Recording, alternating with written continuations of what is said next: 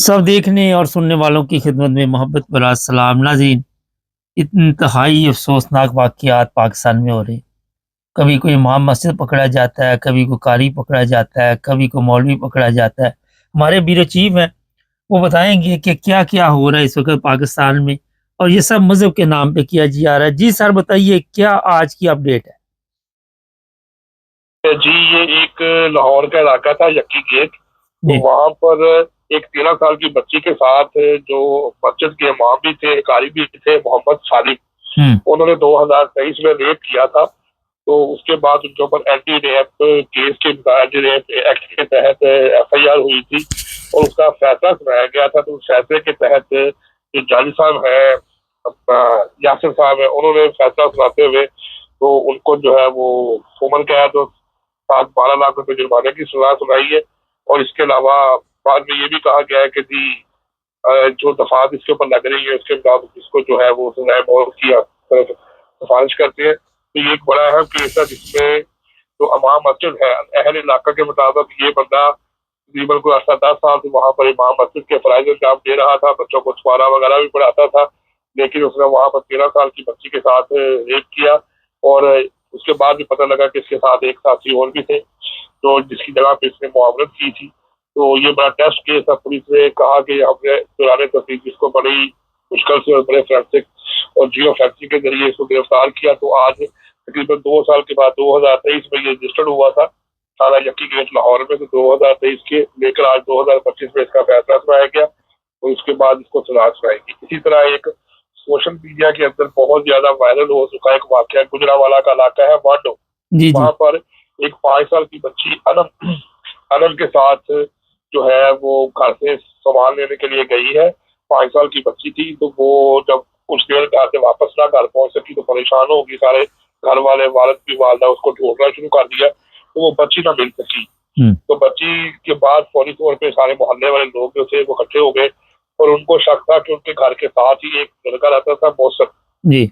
और वो लड़का रहता था, उसका कैरेक्टर ठीक नहीं था और वो जो था वो क्रिमिनल रिकॉर्ड भी रखता था, नशा भी करता था, आइस भी बेचता था। तो उसका रिकॉर्ड अच्छा नहीं था। तो उन्होंने कहा कि हमें जिस मोहल्ले में लोगों पे शक है तो हम उसके घर जाके उसको देख लेते हैं, कहीं बच्ची वहां ना हो। तो जब उसके घर गए तो देखा कि वहां पर जो उसका घर था पुराना सा मट्टी वहां पे नरम नजर आई। तो जी। उन्होंने कहा ये मट्टी नरम क्यों है। तो उन्होंने फौरी तौर के उसको जब खोदा है तो नीचे छोटी बच्ची की बाजू नजर आई है। ओहो! तो उन्होंने उसके बाद मट्टी से उसको जब उसको नीचे सारा कुछ खोला तो नीचे वो 5 साल की बच्ची जो थी उसकी लाश मिल गई। उसके बाद पुलिस को कॉल की गई और वो अपनी माँ के साथ वहां पर रहाइश पे रही था। उसके बाद उन लोगों ने वहां पर उसको बहुत ज्यादा मारा। मारने के बाद पुलिस आ गई और पुलिस ने उसको सारा वाकया देखा कि बच्ची के साथ ज्यादती करने के बाद उसको ईंटें मार कर उन्हें मार के और माँ बेटे ने अपने घर के सेंध में दबा दिया। हुँ। सर और जैसे ही पुलिस को पता लगा पुलिस जी जी, जी बताइए। जी। और जैसे ही ये सारा वाकया पता लगा तो अहले इलाके में शदीद गम गुस्सा पाया गया और पुलिस जो है इसको गिरफ्तार करके जब लेके जा रही थी तो आगे से इसने पुलिस के साथ मजामत की और मजामत के बाद उन्होंने उसको मौके पर ही फायर मार के इसको कत्ल कर दिया। और अहले इलाका ने इसके ऊपर इतनी खुशी मनाई गुजरावाला में कि उन्होंने ढोल मंगवा कर वहाँ ढोल बजवाए और पुलिस और जिसमें SHO वांडो था उसके गले में गुलाब के फूल के हाथ डाले और उनको पत्तियां निशावर की कि आपने बहुत अच्छा काम किया। और उसके बाद एक अहम वाकया ये हुआ कि जब इसको दफनाने के लिए लेके जा रहे थे तो वहां पर कारी साहब ने इसको नहलाने से इनकार कर दिया, कब्रिस्तान वाले ने कब्र बनाने से इनकार कर दिया और इलाके में जो 3 कब्रिस्तान थे वहां पर उन्होंने मना कर दिया कि कोई भी शख्स इसको हमारे कब्रिस्तान में दफन ना करे। तो बड़ी मुश्किल के बाद वहां पर एक नाजम थे जो अहले इलाका के वजह से पहले बड़े मशहूर थे और इलेक्शन भी लड़ना चाहते थे। तो उन्होंने फिर मुदाखलत करते हुए वहां पर बड़ी मुश्किल के साथ एक कूड़े का ढेर था जहाँ पर सब लोग उस इलाके का कूड़ा फेंका करते थे। तो वहां पर उन्होंने पगड़ी क्रेट गड़ा खोदा, गड़ा खोद के फिर इसको वहां पे दफन करके तो फिर कूड़ा डाला है। तो ये एक वाकया बड़ी देर से सोशल मीडिया के ऊपर आज जो चलता रहा 2-3 दिन से। इसके ऊपर फिर बाद में जो है मीडिया ने नोटिस भी लिया है और नोटिस लेने के बाद हमें ये पता लगा कि जो RPO थे वहां पर और जो DPO साहब है गुजरांवाला उन्होंने बाकायदा इसको अप्रिशिएट किया है कि अहले इलाका ने बहुत तारीफ का काम किया है। इन लोगों ने वहां पर जुराइम के खिलाफ एक अच्छी आवाज उठाई। सर ये इतने ज़्यादा वाक़यात पाकिस्तान में हो रहे हैं, पिछले दिनों फैसलाबाद शादीशुदा औरत थी, वो भी 3 लोगों ने उसका भी रेप किया कि 4 लोग थे वो भी गिरफ्तार हुए। और ये लोग खुशी इसलिए मनाते हैं कि उनको उम्मीद ही नहीं कि अदालतों में ये केस चलेंगी और कोई इंसाफ मिलेगा, ये भी वजह है? जी, बिल्कुल आप ठीक कह रहे हैं कि यही वजह है कि जिस वक़्त पाकिस्तान में शायद आपको इल्म हो कि मोटरवे के ऊपर आज से कुछ अर्सा जी, पहले मोटरवे पे रात 12:30 बजे एक खातून के साथ उसकी बेटी के सामने रेप किया गया था 2 अफराद से, तो उसके बाद वो बड़ा टेस्ट केस बन गया था और उसके बाद वो 2 से 3 महीने बहुत मीडिया पर रहा, छाया रहा, सोशल मीडिया पे भी छाया रहा। उसके बाद वो बंदा पकड़ा गया और जी उसको सज़ा हो गई है। तो इस वाक़ये को भी मेरा ख्याल 3 से 4 साल गुज़र चुके हैं और उस बंदे को आज तक सज़ा नहीं हुई।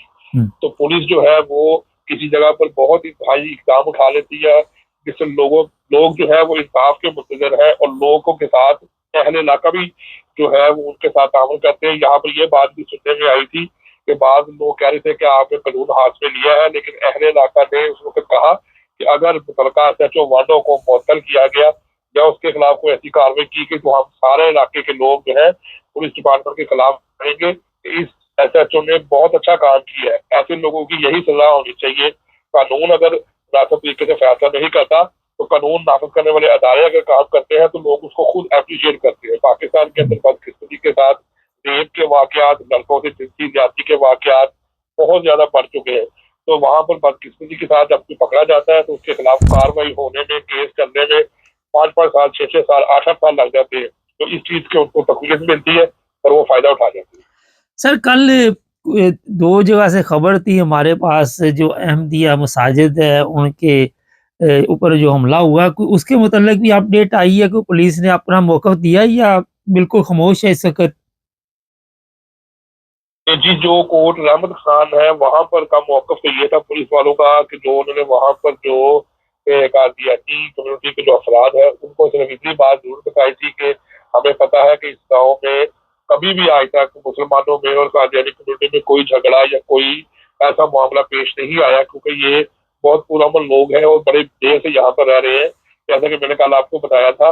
लेकिन उन्होंने इस बात का जाते वक़्त ही वहाँ पर जो कादियानी कम्युनिटी के अफराद थे उनके साथ उन्होंने ये बात का इजहार ज़रूर किया है कि यहाँ पर जो भी कुछ हुआ है ये ऊपर से किया गया है। हम बहुत मजबूर हैं कि हम आपके साथ ये सारा कुछ कर रहे हैं क्योंकि हमारे ऊपर से प्रेशर था एसी साहब का। तो एसी साहब की तरफ से जब हमने कोशिश की है कि उनके जो पीएसओ साहब हैं, पर्सनल सेक्रेटरी साहब हैं, उनसे राब्ता करने की, तो उन्होंने साफ इनकार कर दिया कि जी मैं मीडिया को इस बारे में कोई ब्रीफिंग नहीं दे सकता। आप जो है इस मामले में बात ना करें। तो बाकी जो पुलिस के ज़राए थे, पुलिस के डीएसपी साहब से हमारी बात हुई थी, उन्होंने भी यही कहा कि हमें एसी साहब की तरफ से ऑर्डर था कि इस मामले को फौरी तौर पे हल करना है, तो हमने हल करना है। लेकिन जो दूसरा वाक़या राजपुरा में हुआ था, उसके बारे में कोई पुलिस का स्टेटमेंट नहीं आई, ना ही उन्होंने ये बात की कि हमने क्यों किया है या हमारे ऊपर क्या प्रेशर था। जी, लेकिन कौन रहमत खान जो है, उसके मतलब ये बात ज़रूर कही गई। बहुत शुक्रिया सर। नाज़रीन ये थे हमारे ब्यूरो चीफ़ आपको बता रहे थे, अंदाज़ा लगाएँ कभी कोई इमाम मस्जिद शराब लेके जा रहा है, वो मुझे पता चला वो चिन्योट वाला, वो तहरीक-ए-लबैक का एक आशिक रसूल है जो 50 लीटर शराब लेके जा रहा था। और कभी कोई चर्स लेके जा रहा है, कोई बच्चों के साथ ज़िना कर रहा है, कोई बच्चियों के साथ ज़िना कर रहा है, कोई किसी काम में लगा हुआ है और वहाँ जो माशरे की हालत है वो आप सब देख रहे हैं कि कहाँ पे ये कौम पहुँच चुकी है। पुलिस जो है लोग खुश होते हैं, लोगों को ज़ाहिर है अदालतों पे एतमाद ही नहीं रहा। अदालतों में 7-7 साल केस चलते हैं और वहाँ पे आपको पता है कि जो जज हैं वो भी बिक जाते हैं, वकील बिक जाते हैं, इदारे जो हैं उन पे एतमाद नहीं लोग करते। और लोग कहते हैं जी जितनी जल्दी हो सके सज़ा मिलनी चाहिए, मगर मेरा ख़्याल है कि कवानीन को हाथ में नहीं लेना चाहिए। मगर एक और भी चीज़ है यहाँ पे, अब मगर अगर ही रह गया बाकी तो, कि जो लोग इदारों में बैठे हुए हैं, उन्हें अपना फ़र्ज़ अदा करना चाहिए। उन्हें सोचना चाहिए कि ये जो कुछ हो रहा है, आज आप देख रहे हैं कि कौम किस हालत में पहुँच चुकी है। अखलाकी तौर पे, इंसानी तौर पे, मज़हबी तौर पे, किसी जगह पे भी कोई मेयार नहीं इंसानों का वहाँ। जिसके काबू जो आ जाता है वो समझता है बस सही और ज़हन में ये होता है कि मैंने पकड़े नहीं जाना। आए दिन इस तरह के वाक़यात, आए दिन इस तरह और मज़हब को इस तरह कहते हैं इन्होंने ढाल बनाया हुआ है, उसके पीछे छुप कर ये सारे काम हो रहे हैं। और दूसरी तरफ आप देख लें कि कभी किसी मस्जिद के मीनार गिरा दिए जाते हैं, कभी कोई तरीक़ाकार पुलिस जो है, मैं आज ही एक साथ बात कर रहा था कि पुलिस का काम नहीं है, तो वो कहने लगा उलमा का काम है कि जाके लोगों की मसाजिद गिराएँ, किसी का भी ये काम नहीं। तो पाकिस्तानी जिस हालत पे पहुँच चुकी है कौम, अब इसका अल्लाह ही हाफ़िज़ हो। आपको याद होगा परवेज़ मुशर्रफ ने भी जाती दफ़ा कहा था कि पाकिस्तान का अब अल्लाह ही हाफ़िज़, और उसके बाद से आज तक, हालांकि मैं भी उसके हक़ में नहीं हूँ, अगर उसने उस वक़्त इन लोगों को जो भी मुजरिम थे सज़ा दी होती तो काफ़ी बेहतर हालात होते। चैनल को सब्सक्राइब करें, जुड़े रहें हमारे साथ ताकि और भी प्रोग्राम आप देखते रहें।